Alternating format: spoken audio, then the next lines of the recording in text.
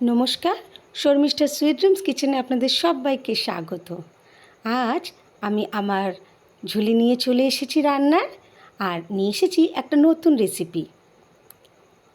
আজকের রেসিপি হলো পনির টিক্কা মশালা। চলুন তাড়াতাড়ি দেখে নিই কীভাবে আমি রান্নাটা করেছি। প্রথমে আমি 50 গ্রাম দই নিয়েছি, তার মধ্যে দিয়েছি 2 থেকে 3 চামচ বেসন। বেসনটা একটু শুকনো খোলায় ভেজে নেবেন। এরপর আমি মশলাগুলো এর মধ্যে পরপর দিয়ে দেব। এরপর আমি দিয়ে দিলাম 1 চামচ কাশ্মীরি লঙ্কার গুঁড়ো, হাফ চামচ দিলাম হলুদ গুঁড়ো, হাফ চামচ দিলাম ধনে গুঁড়ো, দিয়ে দিলাম অল্প করে পরিমাণে চাট মশলা, আর তার সঙ্গে দিলাম বিট নুন, আর স্বাদ মতন দিয়ে দিলাম নুন। এইবারে আমি দিয়ে দিলাম সর্ষের তেল, কসুরি মেথি দিলাম 1 চামচ, আর দিলাম এর মধ্যে টিক্কা মশলা 1 চামচ। খুব ভালো করে আমি এবারে মিক্স করে নেব। খুব ভালোভাবে যখন মশলা একসাথে মিক্স হয়ে যাবে, তখন আমরা এর মধ্যে দিয়ে দেবো পনির। পনির আমি ঘরে বানিয়েছি, খুব সহজে পনির বানানো যায়। আমি এর আগের ভিডিওতেও দিয়েছি পনির কিভাবে বানাতে হয়। আপনারা যদি জানতে চান তাহলে ভিডিও দেখে নেবেন। মশলা পনিরও ওতে দেওয়া রয়েছে।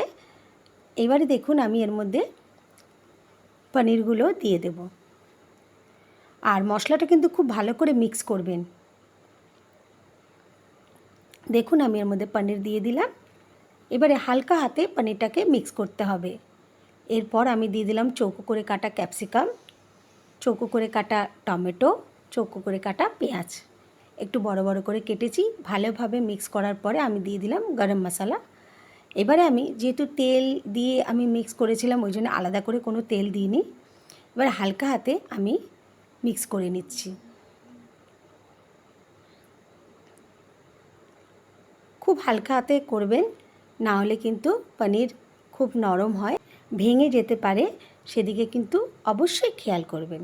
এই দেখুন আস্তে আস্তে নাড়তে হবে।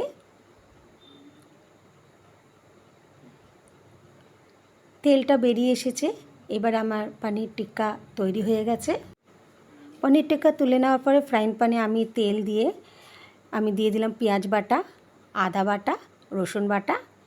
ভালো করে নাড়াচাড়া করে নিলাম। যখন ভালো করে ভাজা হয়ে যাবে তখন আমি এর মধ্যে দিয়ে দেবো টমেটো বাটা। এখানে টমেটোটা একটু বেশি করেই দেবেন, তাহলে গ্রেভিটা খুব ভালো হয়।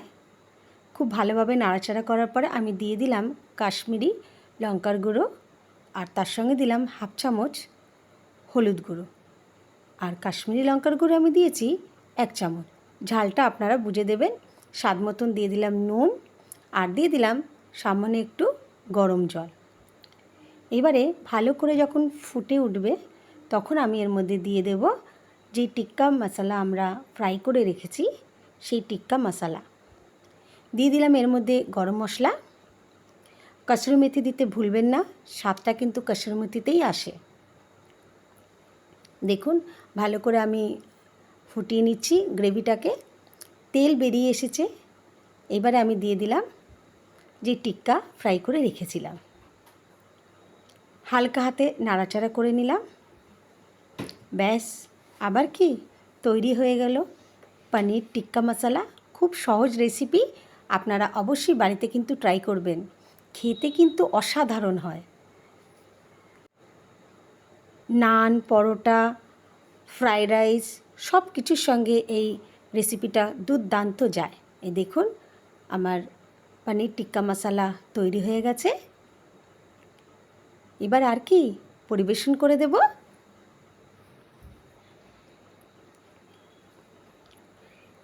একবার বাড়িতে অবশ্যই ট্রাই করবেন বন্ধুরা, আর কীরকম হয়েছে আমাকে অবশ্যই জানাবেন।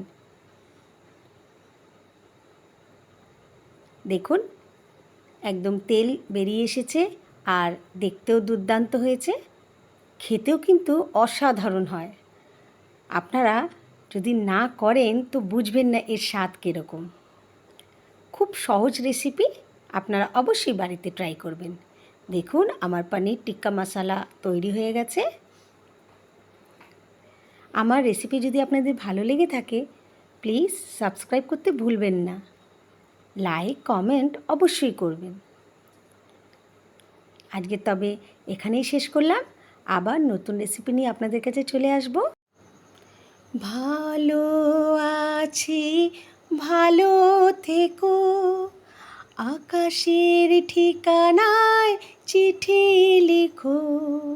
ভালো আছি, ভালো থেকো, আকাশের ঠিকানায় চিঠি লিখো।